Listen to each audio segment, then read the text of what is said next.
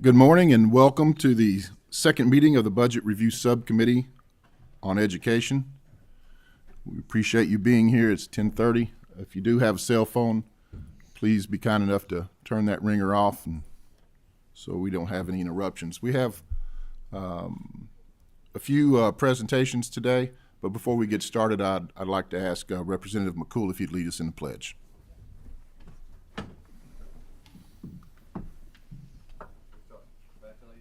To the flag of the United States of America and to the republic for which it stands, one nation, under God, indivisible, with liberty and justice for all.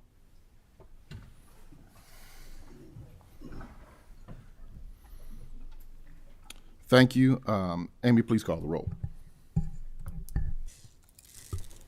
Senator Neal, Senator West, Representative Baker, here.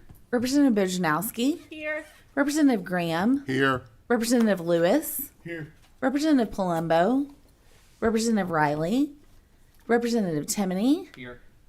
Representative Tipton, Representative Banta, Present. Representative McCool, Here. Chair Deneen. Here. Do we have a quorum? Okay. At this time, we do not have a quorum, so we will hold off on approving the minutes of the last meeting. We have three presentations today. I'd like to remind our presenters that we do have other meetings today after this, so we will try to keep our presentations limited to 15, no longer than 20 minutes, so that other members can get to their next meetings. Today, we're going to hear from the Kentucky Department of Education, Teach Kentucky, and Kentuckiana Works.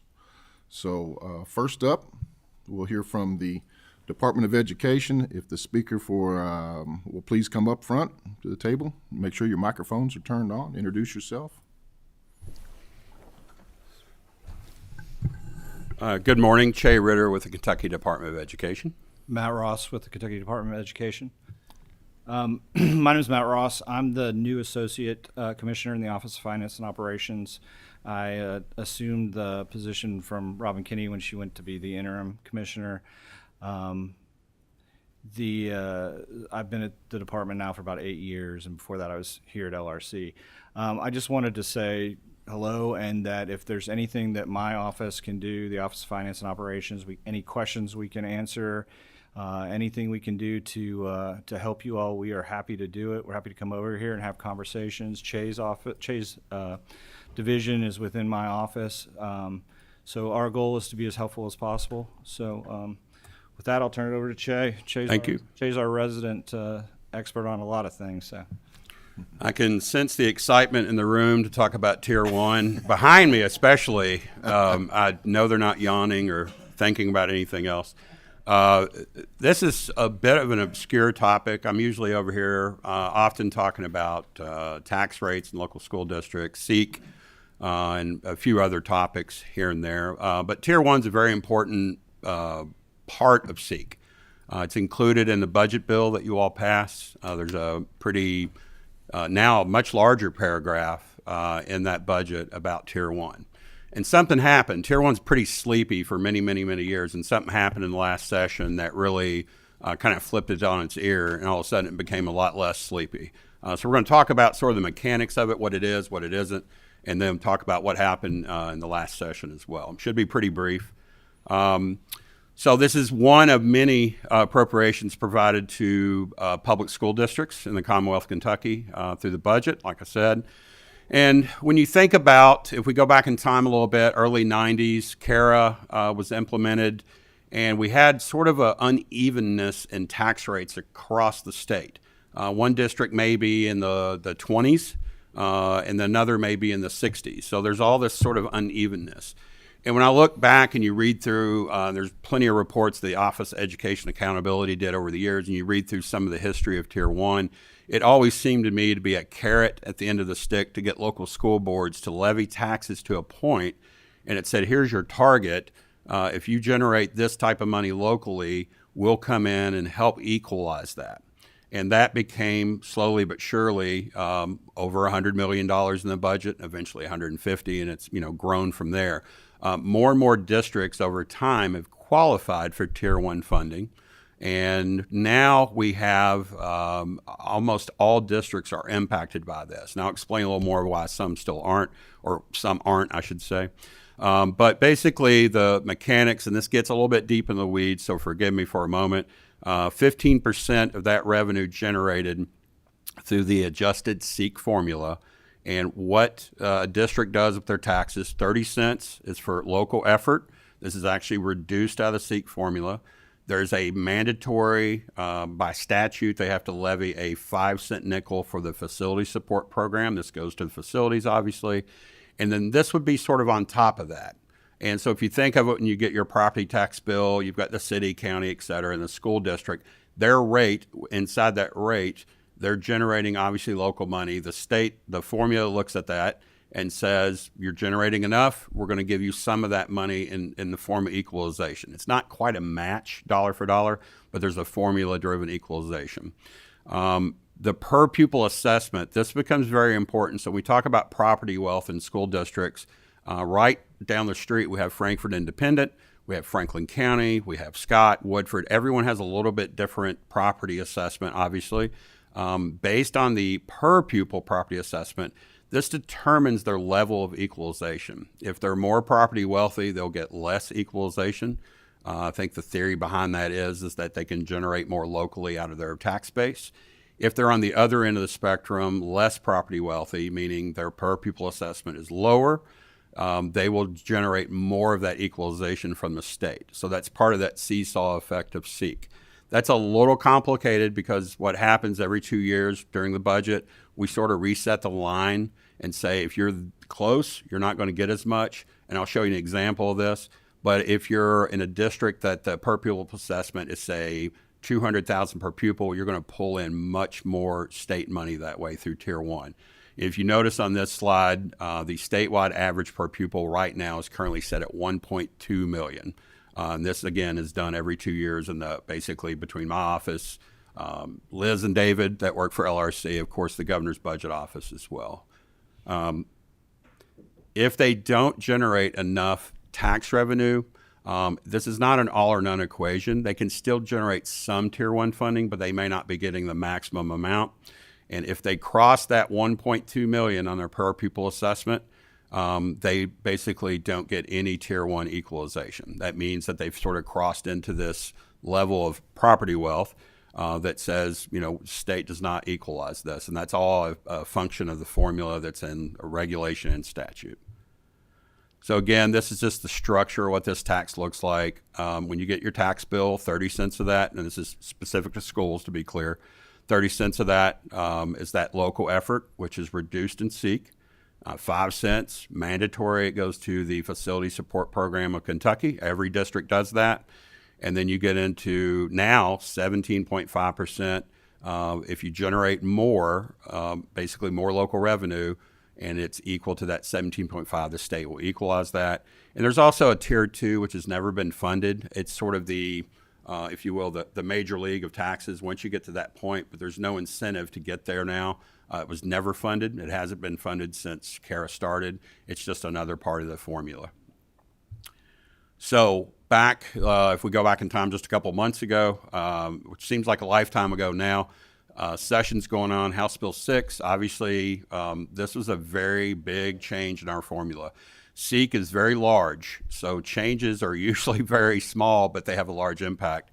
And I think it's worth pointing out, previously, a district could levy that 15%, and in the budget bill, it changed that 15 to 17.5%. That doesn't sound like a lot, but it was, and it actually added about another $33 million. When you compare apples to apples, it added about $33 million to our public school system funding.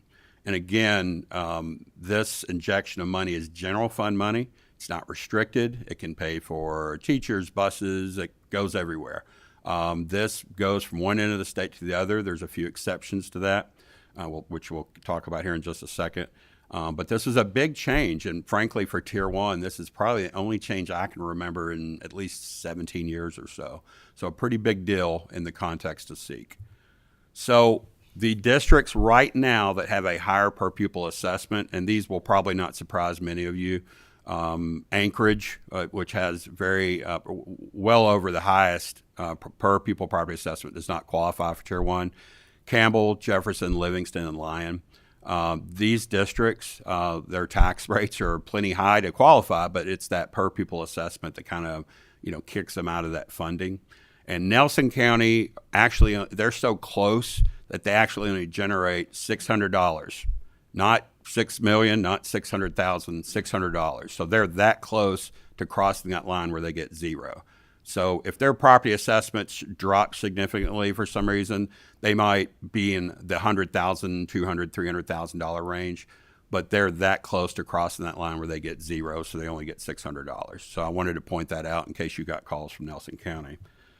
So as far as the budget appropriation, one reason we wanted to include this slide, you'll obviously see the impact, but you'll see something a little strange in here too, which is in year 1, the number's high, year 2, it drops. That's a function of the formula. It's very normal.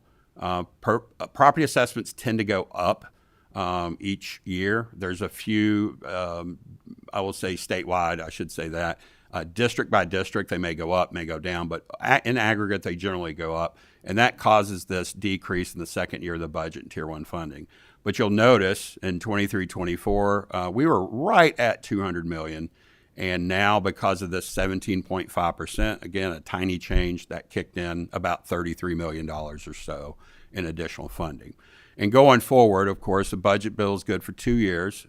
We don't know what the future holds for this, but that additional $30 million is actually about 33 times 2 because it's going to be in there for at least 2 years at a minimum because of the current budget.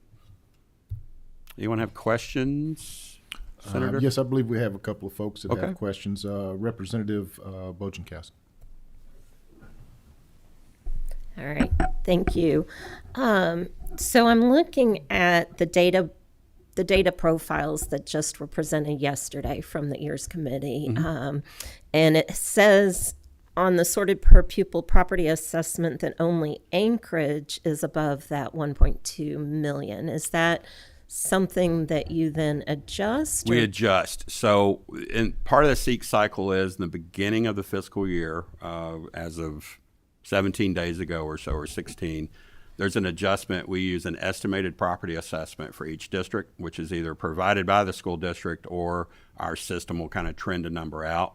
And then July 25th, about 8 days from now, we start getting actual property assessments from the Department of Revenue, and we'll update that accordingly. Some of these districts that are here, for example, Campbell, if their assessment, maybe they estimated it too high, it may come in a little lower, and that would kick them back into Tier 1 almost immediately by October. So if they do move back, once they start the year, they can go in and out of it, relatively easily. But if I could follow up just briefly. But That's at fine. that levels, it's going to be minuscule amounts of money. It would be, that's correct. Yeah, So it's it's a not kind of the really- sliding scale, if you will. So, Okay, thank you. yes, ma'am. Representative Timoney. Thank you, Chairman. Che, thank you for bringing this. Yes, sir. 176 school districts in Kentucky. 171? 171. And as you said earlier, the small changes can have a big impact. And I think overall, the Tier 1 system obviously is effective. But I think that when you take a look at kind of some of the outliers or the anomalies, it can be kind of painful. You mentioned Nelson. I mean, that's one property owner not paying their property tax, and they drop under. Frankfort Independent is another school district that I think is adversely affected by the system. I mean, and the reason being, look at all the government buildings that they're not collecting property tax on. That people are being paid to work in those buildings, but there's no property tax being assumed in those places. Do you think it would be moving forward do you think it would be smart on our part to create some type of a checkoff or a safety net for the anomalies? Because while that's just one school district, that's a lot to that school district. Yes, There's of course. our kids are in those school districts, and while the majority of the system is right, if you've got one school district that's suffering, then that's one school district that shouldn't be suffering. I think policy-wise, there are tweaks, and if the ship is right, and you start to do small tweaks here and there, then the next thing you know, you've kind of reinvented the formula. Many years later, you look back and say we made a lot of small changes, which made a large change. I think Frankfurt Independence is a great example of a situation that was never addressed in the SEEK formula. It's been known for many years that state government owns a lot of property, as well as city government, federal government. Their backyard is basically almost all government property. It's mostly a residential district.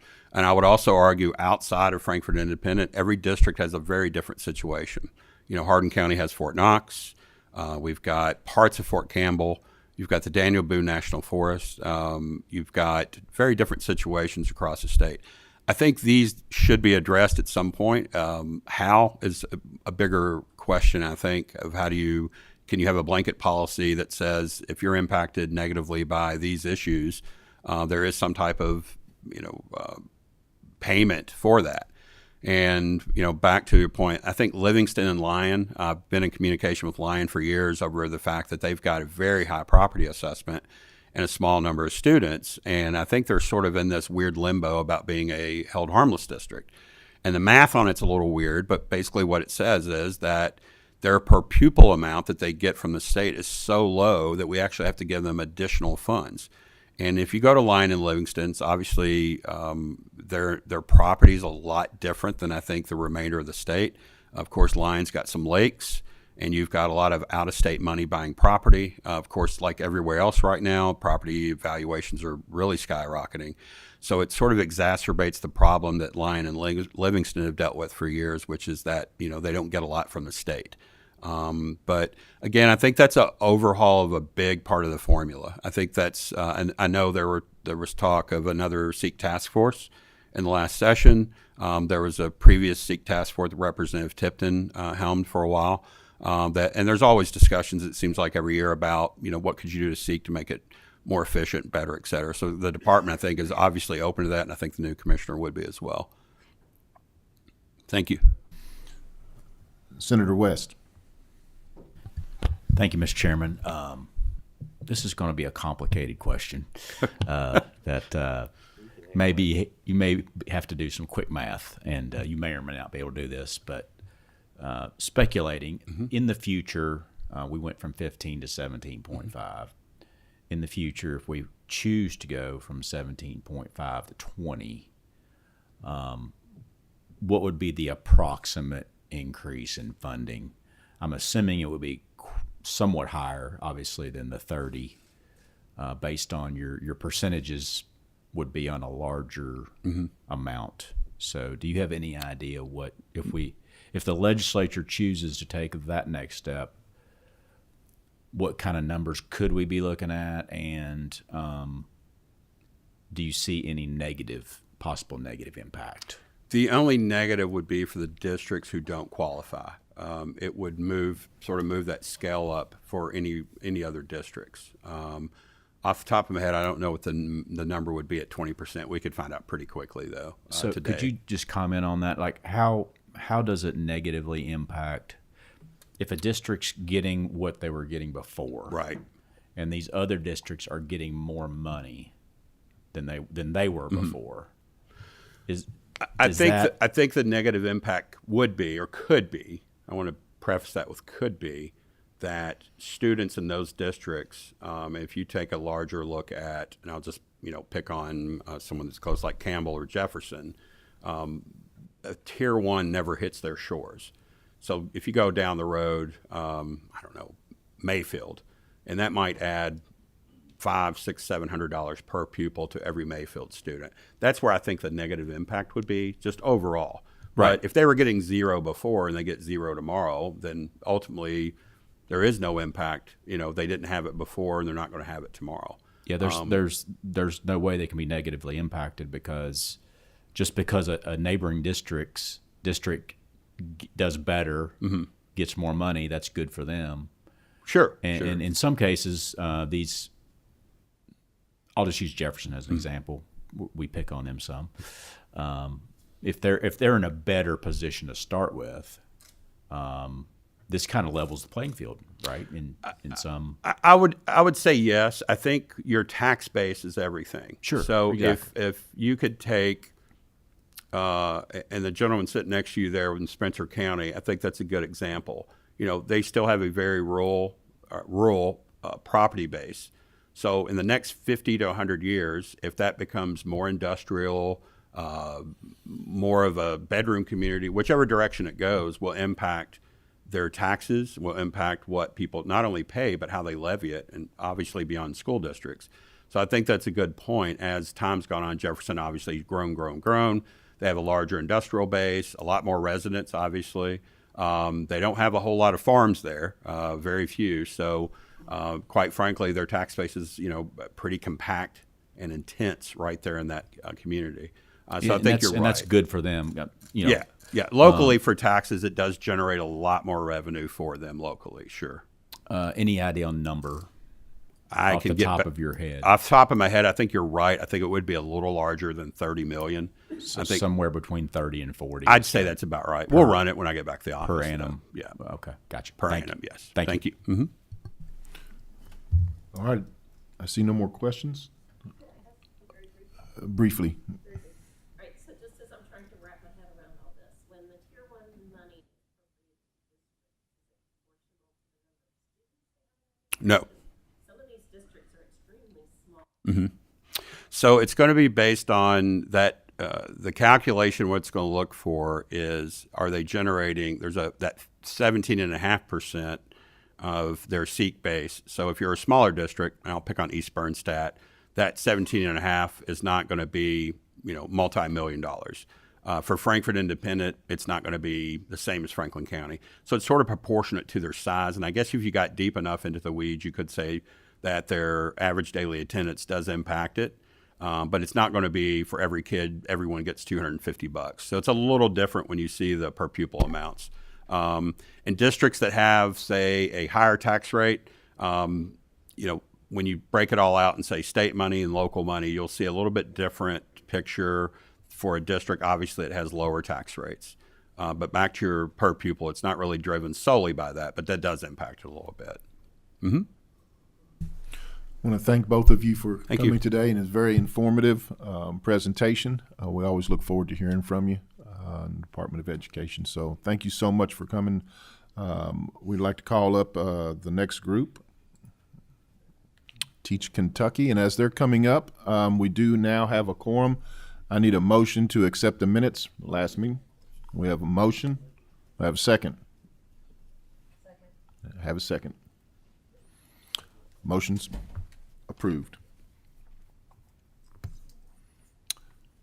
All right, our next presentation, gentlemen, we went a few minutes over there on our time frame there, so we're going to try to keep this as tight as we can into a time frame of about 15, 16 minutes.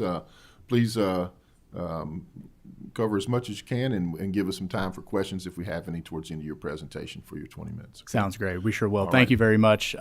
So we are Teach Kentucky. My name is Max Morley. I'm our recruitment coordinator and also our AmeriCorps program manager. I'm Rowan Claypool, the founder of Teach Kentucky. And our colleague Bonnie's not able to make it today. She's running our summer institute, which we'll talk about a little more in a bit. So Rowan's going to share a little bit of the history since he founded it. So this is a 23-year saga that we're going to try to cram into 15 minutes. So we're here to kind of introduce ourselves in Frankfort. So we've been working in the greater Louisville area for 23 years. I hope that what we can express is that we're doing really good work in recruiting bright and talented people to become educators in the state. We've put together a very sophisticated program that attracts people from all across the country. We've brought a total of 500 people to teach. Most of them are still teaching in our schools. We've been Louisville-centric in our focus because that tight geography has been beneficial. We are now an AmeriCorps organization, so we're able to provide someone 75% of their master's tuition as part of that benefit. So we've, over time, built a whole basket of benefits that has made it very attractive for people across the country to see their future in our state. And that's a great achievement, I think. So The other thing is we know fundamental to this is building a sense of community. We talk often about the community of educators that we're building in Louisville and surrounding counties, and that's a fundamental support to a new teacher who's coming from another place, starting a new career. But all of this is with the mind that they're launching that career and that it's likely that they'll develop that career in our state. In the Commonwealth. So we've done this by putting together lots of partnerships, colleges of education, school districts. A way that you might look at us is we're this connective tissue that brings a number of different pieces together in a novel way and then delivers that package as a constructive invitation to a bright and talented person not yet in our community. So sitting here today, we have 4 full-time staff, Rowan and myself. We also have Bonnie, who's our recruitment coordinator, and we have 1 full-time development person who manages a lot of the relationships with the community, but also manages a lot of the relationships with our foundations, who give us a lot of our sustaining money. And really, without their money right now, we wouldn't be able to do the work that we do. This cohort, like I said, they're at our Summer Institute right now, getting ready for their first day of school here coming up. We had 407 applications. So these are individuals who actively chose to seek out this pathway to move to Kentucky. These are people who want to pursue this opportunity. We winnowed that down to 153 people who were invited to our recruitment weekends, which we host in Louisville. We bring them in and we try to make a good first impression of the place. 59 people were issued invitations to proceed, and of that, 42 teachers are now in our current cohort. For support and retention, which is the big thing that's happening right now as we're preparing them to enter the classroom, our Summer Institute is a summer-long, intensive set of sessions that give them the nuts and bolts of what it means to be a teacher. We don't want them going in flying blind. We want them to be best prepared as they can. And during that process, we're also helping them navigate what can be sometimes a very Byzantine system of application, certification, getting all the materials in, the when, where, and what. When they're in the classroom, we have a full-time staff member, Bonnie, who gives them their full-time support. So she's visiting them in the classroom, giving them feedback, giving them the materials they need. The person in charge of professional development at JCPS is actually a Teach Kentucky alum. So we have a great relationship with them and can help craft professional development to the benefit of our program as well. And then, as Rowan said, a big part of the teacher support is fostering a sense of belonging in Louisville and in the state. Because ultimately they're going to be here for 2 years when they do their master's. What we'd love for them to be is lifelong teachers who are retiring from our school systems. So just to talk a little bit about some of our high flyers and achievement, these are teachers that have come from different places. So Kate Grindon actually has an earned doctorate, and she's nationally board certified. She's an Atlanta native, Vanderbilt graduate. Tyler Sharon, also a Nashville native, went to Emory in Atlanta and came to us. Raja was in Middlebury. She's a native of New York and Queens. And then DeLorean Burton was a Lexington native, went to the University of Virginia and came back. So this is a mechanism by which we can attract really successful, bright people. This list is way longer, particularly at the school level. So we're fostering an expectation that our teachers will move through those early years, take on roles of leadership, and support their colleagues at a school first, then district, and ultimately state level. Rowan mentioned a couple of these, but I'd like to quickly talk about some of the benefits we provide Teach Kentucky members. So the first one is that Summer Institute, which they get at obviously no cost to them.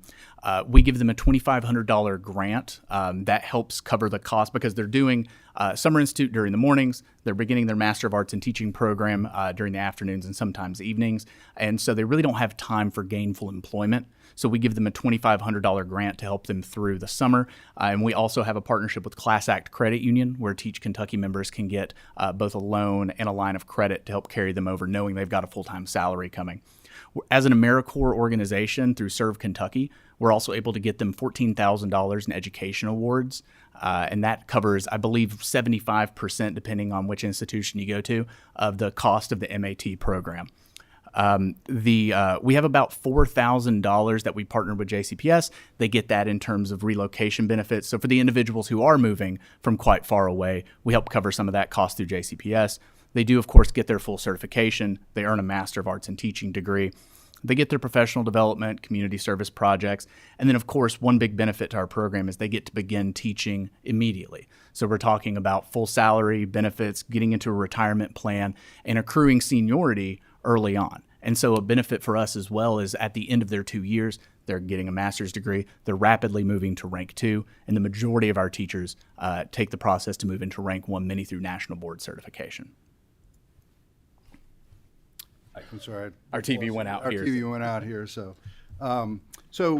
We've been historically funded by local philanthropy in Greater Louisville. We have cobbled together some modest support now from JCPS in the last 3 years. They make some contribution toward our cost.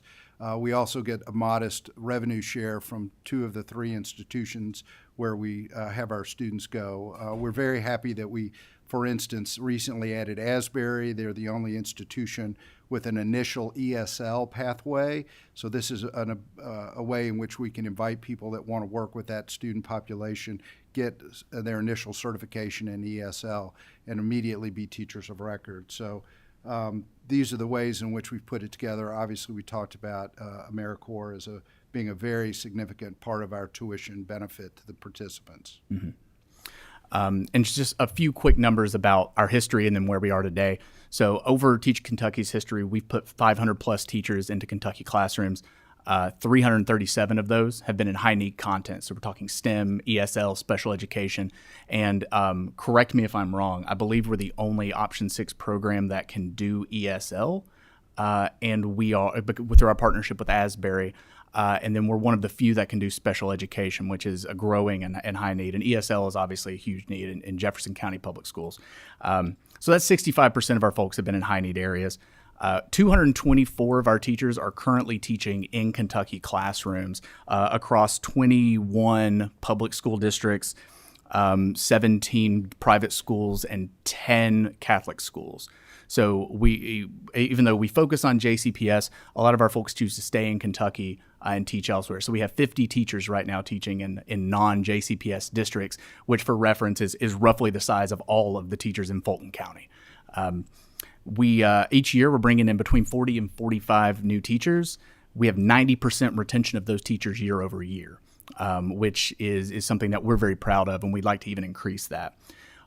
From a Kentucky population side and a workforce development side, one thing that we love to talk about is for every 4 Teach Kentucky teachers, we get one what we call a bonus Kentuckian. So this is a spouse, this is a friend, this is a parent maybe who's moving to Kentucky and contributing to the economy in their own way.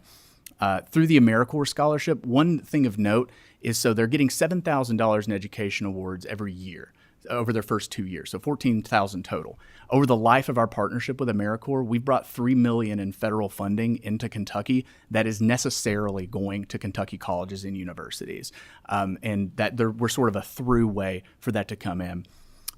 In the aggregate, that's 2,237 years of teaching from Teach Kentucky members, and of course 450 master's degrees have been earned in Kentucky colleges and universities. So anyway, we're here to ask for a consideration to be included in the next budget round. We think that we've been able to do this with local philanthropy. One of our challenges is those philanthropic partners say we've made the investment, we've done the research, the R&D, you've proven the product. It's now time where we want to use our resources to make other investments. We've been working with our other partners to try to get as much revenue to cover our costs as possible, but we feel it's appropriate to come to Frankfort and say there's an opportunity for the state to make an investment. We think that this is a way in which we can bring teachers to address this very severe teacher shortage that we have in the Commonwealth, and we're a systematic way of inviting people that wouldn't otherwise be in the Commonwealth of Kentucky, and then fostering through really positive basket of benefits their career launch. And I'll add to that, not only would they not be in Kentucky, these are individuals that were not on a path to become teachers. These are biology majors, these are English majors who are pursuing different careers and are now going to be able to teach in the subject area in which they have a degree. which is obviously a benefit to the students. So thinking about what our years with this potential funding would look like, we want to increase our recruitment to 150% of what we're doing right now. That's short-term thinking, but we'd like to go from 40 to 45 a year to 60 to 65 a year. In doing that, we would need to increase the number of people we have doing the teacher support work. We have one person right now. We'd like to be able to hire a second and really allow them to focus either on age level or on content area, depending on how we want to break that up. We want to have a bigger, better, stronger summer institute to make them the best prepared they can be.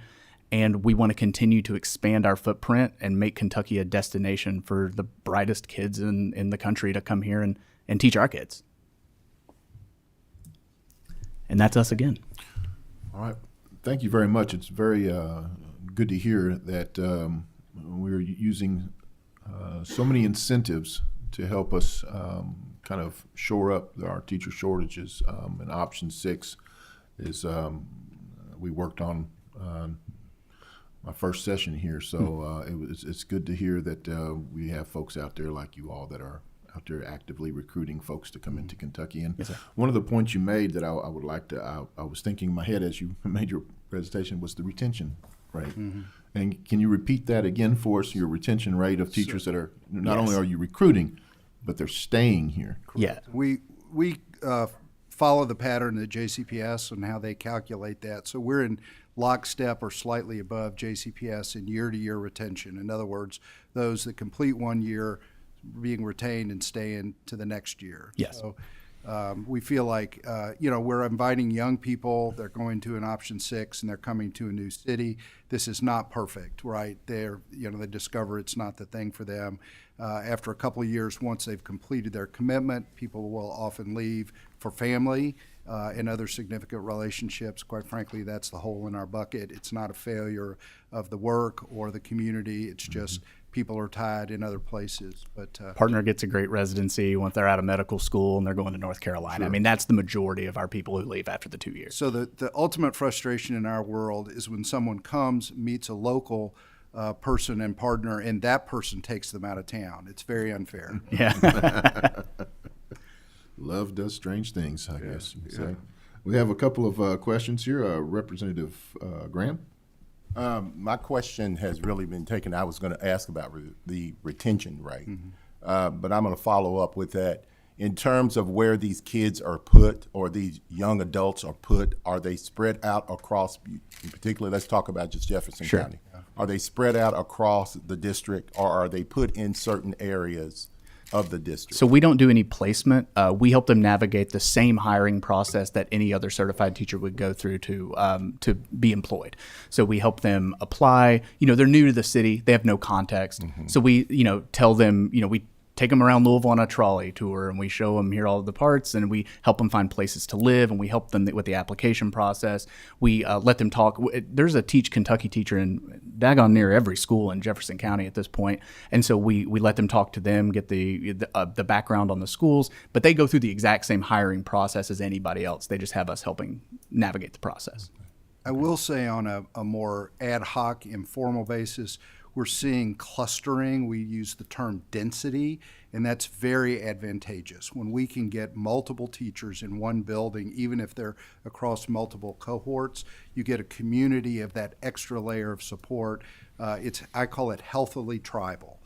People have an additional interest in helping their colleague be successful because they're, came through the same pipeline. And for instance, at Southern High School, we had the principal, the chief academic officer, and 10 teachers. So that becomes a culture in that building of support and expectation, and the more senior folks know what the younger ones are going through. So that happens on an informal basis. Yeah.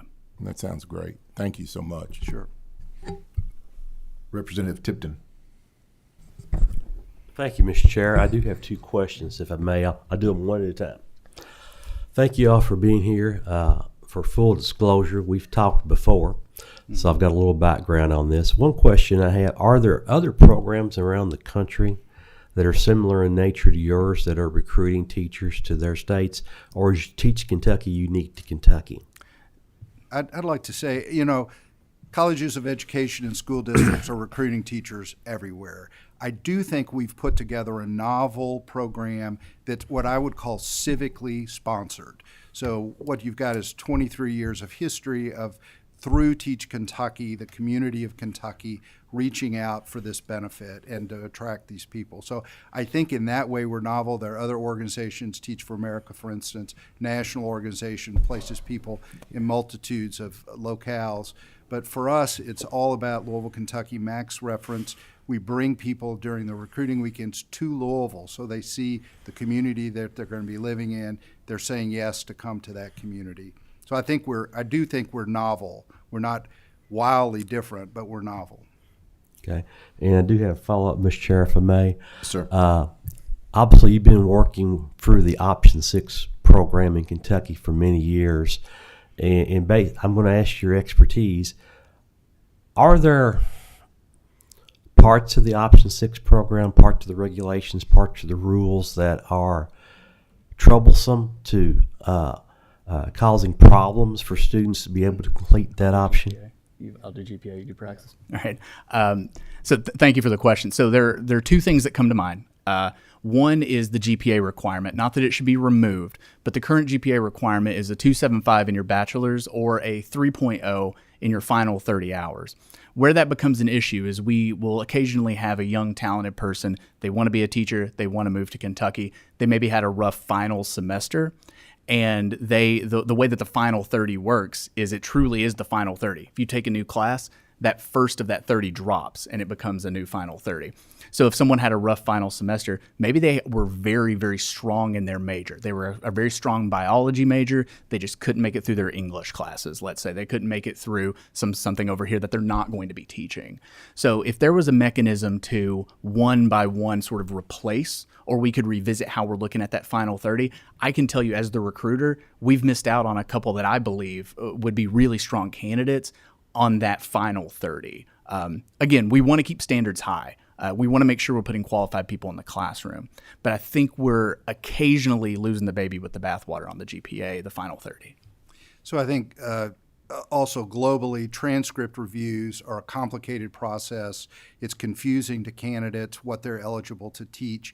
They imagine that they're qualified in certain areas or they've had experience. We have a lot of people that have taught in other areas of the country or even overseas in certain content areas that they don't have yet a lot of coursework to back that up in the way that transcripts are evaluated. One opportunity was, and this is a blue sky thing, is that we use the praxis exam, the content-specific exam, the praxis Roman numeral 2 as we refer to it, and attract people at the top quartile. The way that exam works is you get the score based on your ability at the cut level, which is like 26th percentile, but it's also reported if you're in the top quartile.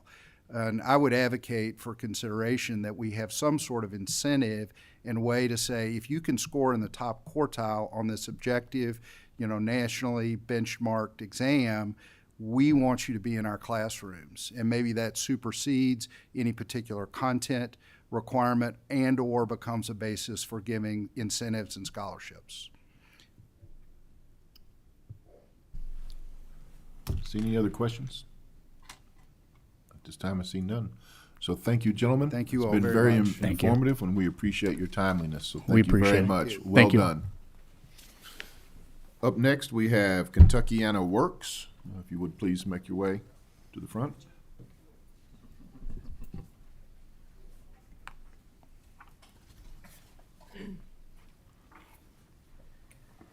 Please make sure your mics are turned on and introduce yourself, and you may begin. Just 1 second, let us find the presentation. We'll have to minimize that one. See if you can figure it out. Good morning, Mr. Chairman. I'm Michael Gritton, the Executive Director of Kentuckiana Works, which is the Workforce Development Board for Louisville and the 6 counties around it. I'm joined by my colleague, Myra Wilson. I'll let her introduce herself. She's going to go first, and we're aware that you've got time sensitivity, so we'll go as quickly as we can. We appreciate the invitation. Hi, good morning. My name is Myra Wilson, and I represent the Cumberland's Workforce Boards. It's a 13 counties surrounding Lake Cumberland, and thank you for allowing us to be here today. we'll talk about. Well, we've got to get in presentation mode. Just Got you here. Okay. All right. First, we wanted to talk about the workforce boards. Many of you all aren't familiar with us. We met with many of you all during the session and glad to meet with you all. But there are 10 workforce boards around Kentucky. Sometimes we're referred to as the Workforce Investment Board, the local workforce area, workforce development area.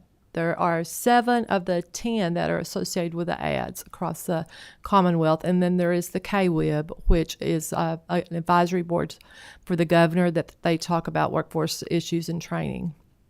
And the next slide shows us Well, good gracious. the WIOA funding, formula funding. That is the Workforce Innovation Opportunity Act. That is our federal law that we abide by currently.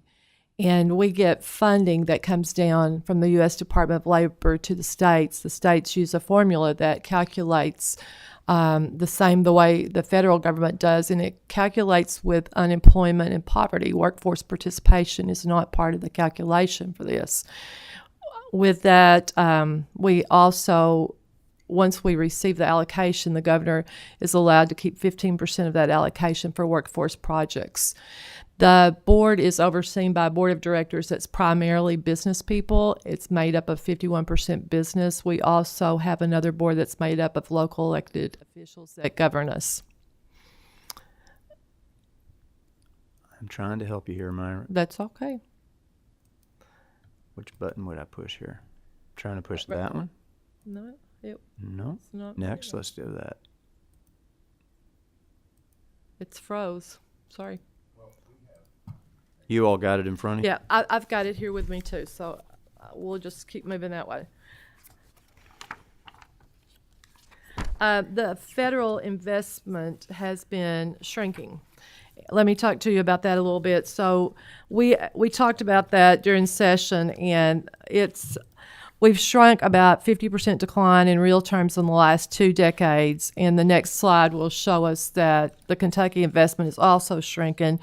And remember that it continues to shrink because of the not only inflation, but the funding that we receive. The part that we get for youth, which is your slide about high school seniors need help finding quality work, we get a small allocation of our funding for youth that can be used for seniors. And it's really calculated on poverty and other things. A couple slides now. Next one, okay. And there you go, Michael. One more. I think it's still not moving in presentation. It is not moving when we're clicking it, so we're So we came to all last year asking to help find work and employability for our high school seniors. The high school seniors on the next slide for the class of 2021, there's some good news there. 74% of those seniors were working, but their income was $10,500. So 74% is a good number that tells us they want to work, but let us find them good jobs where they have the opportunity to have a life-sustaining wage and get them training that they need. Your investment, the last budget with House Bill 1, has helped us do that. The workforce pipeline that's impacted by youth disconnection, 1 in 7, which means 6 out of 7, are doing the right thing, but 1 in 7 is not. That calculates to 75,000 people, and that was ran, I think, 2022, I believe is when we did this survey. Mm-hmm. We are among the top 10 of all states with disconnected youth, which is not a place we want to be because our workforce participation is also in the bottom 10. There's many reasons that cause that, but the economy is the best it's ever been, so let us help get jobs and training. The next slide with the youth disconnection rate shows that the darker the color, the higher percentage that are disconnected. This is primarily in rural areas, which is where I'm from, but there's a lot of disconnection there. 1 in 4 do not have the opportunity to go on to training, or they don't take the opportunity, and there's many reasons that may be occurring. The investment, again, will help us with those. Sorry, the TVs went out now.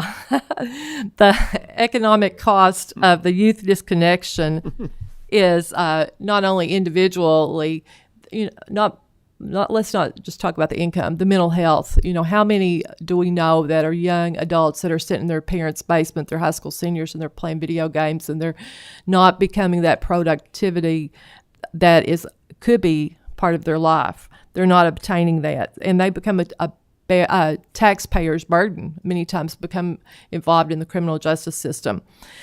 So the taxpayer has lower tax revenue, government will have higher expenditures, and on the next page, we're going to show you the cost to our local taxpayer. That's $14,000 per year. That was in 2012. So we have to believe they've increased at least by a third.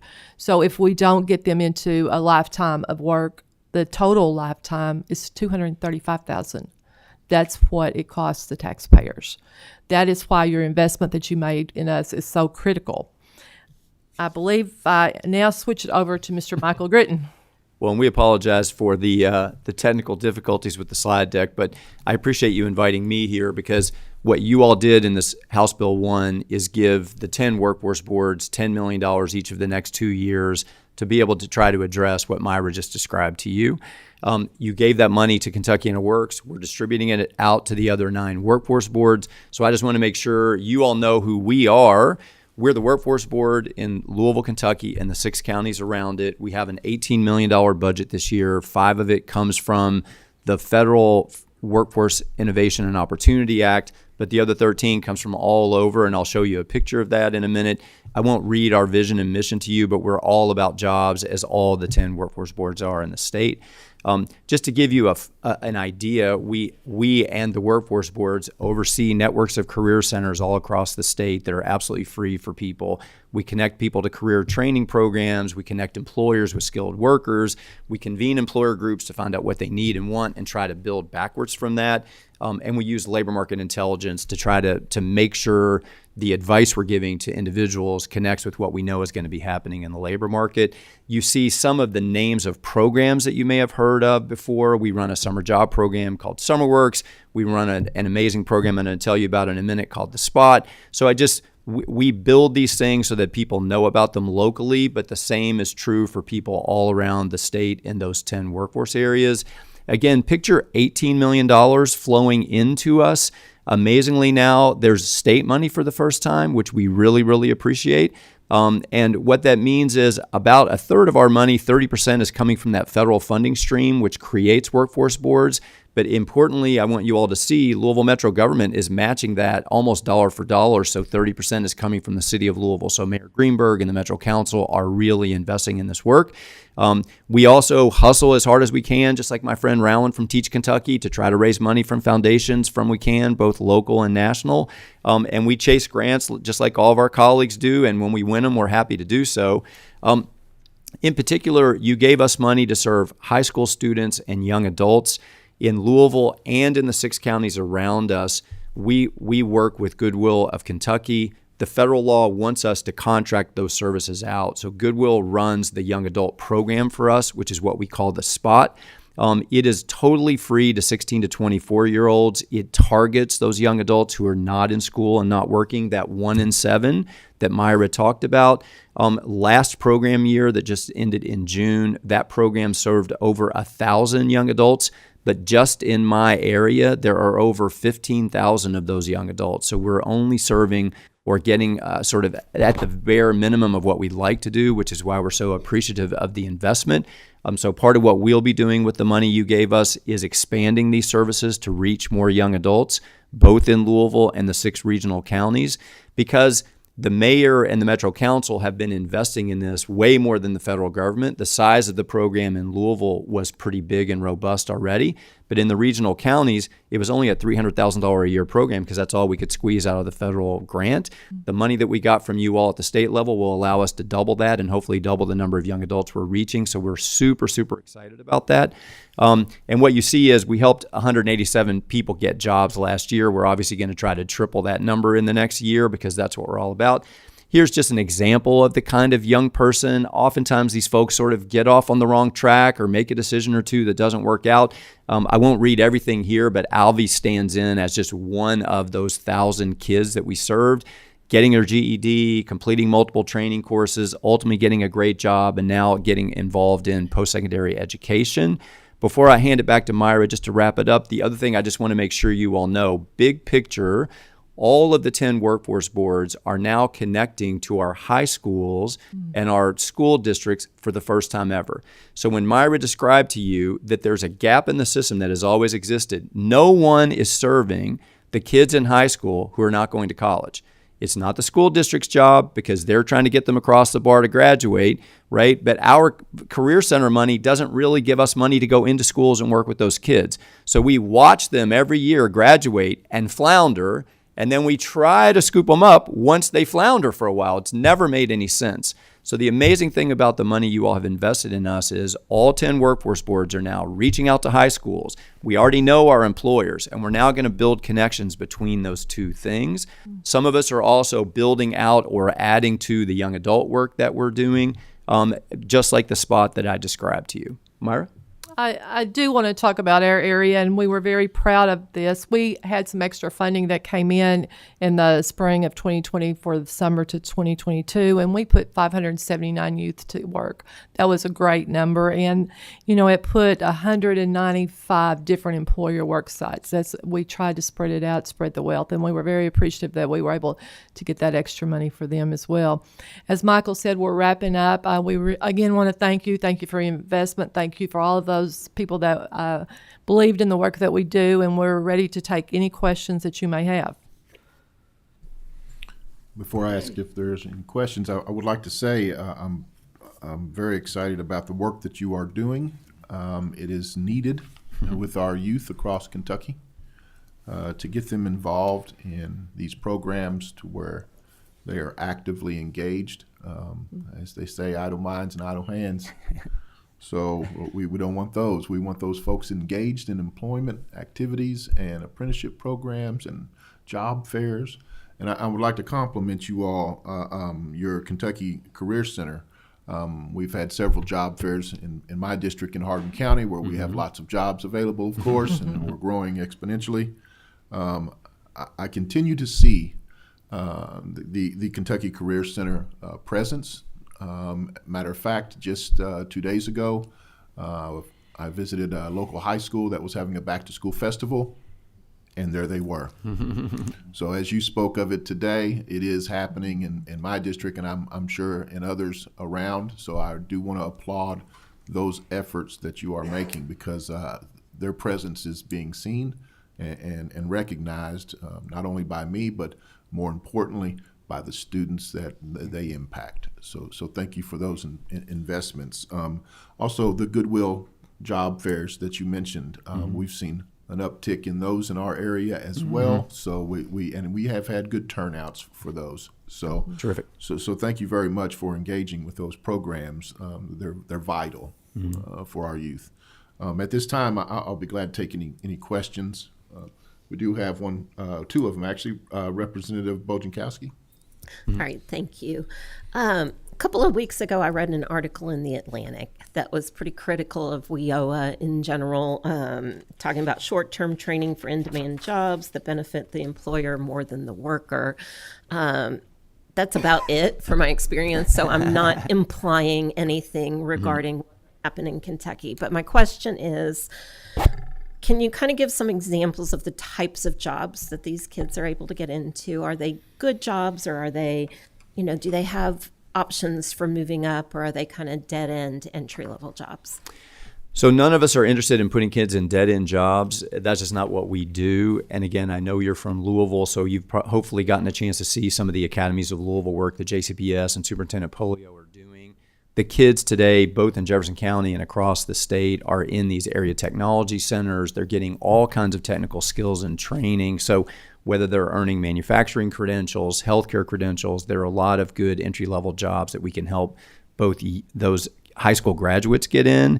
And oftentimes, I think we used to think that it was sort of a bifurcation. You either went to work or you went to school, but now oftentimes you get started in a job and then that employer will invest in you to move up. So again, Norton, Baptist, U of L Health are all hiring people right out of high school, but with entry-level credentials like something like a CNA, but very consciously trying to move them up into other jobs that pay better, have longer-term career trajectory. Manufacturing companies are doing the same thing. Construction companies are doing the same thing. So part of what's really excellent is that the work you all have led with KDE and your investments in K through 12 have the high schools very consciously trying to give kids concrete skills before they get out. We can match them with employers, and some of the money that you've given us allows us to either create paid internships or apprenticeships and try to build those bridges. What I would say about the Atlantic article is the system is always stuck. We get, at the federal level, we're supposed to spend training mainly on short-term training opportunities. So they don't give us money to give people 4-year degrees because that's what they think of Pell Grants as doing. But oftentimes when you're giving people short-term training credentials, that means you're getting them into an entry-level job. You're getting them a CDL so they can become a truck driver. You're getting them a CNA so they get started at a nursing home. Many of us are trying to find ways to find short-term training that leads to either better jobs or better pay. But again, what you all have seen is pay levels have risen for welding, for manufacturing, for construction, for truck driving, those kinds of things. It's up to the employer ultimately to make those jobs good jobs that people want to keep doing. And what you see is, just in trucking as an example, scheduling is getting better. They're trying to allow you to be home for the Little League game. So the economy is so dynamic. But that's part of the reason why we're always subject to that criticism, because they ask us to do short-term training to get them into a job as quickly as we can, but then sometimes that short-term job doesn't lead to something. We're very conscious of trying to improve about that over time. Thank you so much. Mm-hmm. Representative Graham. Once again, I'm the last one to speak, but the one thing that I'm happy about is that the local school districts are going to be down in the weeds in terms of helping those students, as you have previously stated. And that helps us because, as you see, our economic development is booming. And we want economic development in all areas of the Commonwealth, not in the areas where most of them are going, but particularly in the rural area. So this is the start of a new day for us in terms of helping kids or young adults as they get out of high school to find out that they do have worth and that they can be successful. So I think this is a great thing for the people in the rural areas as well as outside the rural areas in the cities, but more importantly, it's good for the Commonwealth as we can attract more industry into the Commonwealth. Thank you. Thank you. Thank you. At this time, do I have any other questions for our presenters? None seen.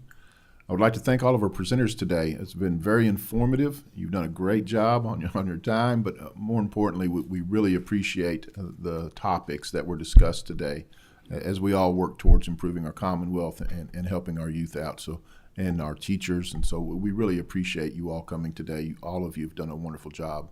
If I would encourage any committee member, if you have any further questions, please reach out to our presenters, contact them, and I'm sure they'll be glad to answer any of your questions as time permits. So thanks again for coming, everyone. At this time, I need a motion for adjournment.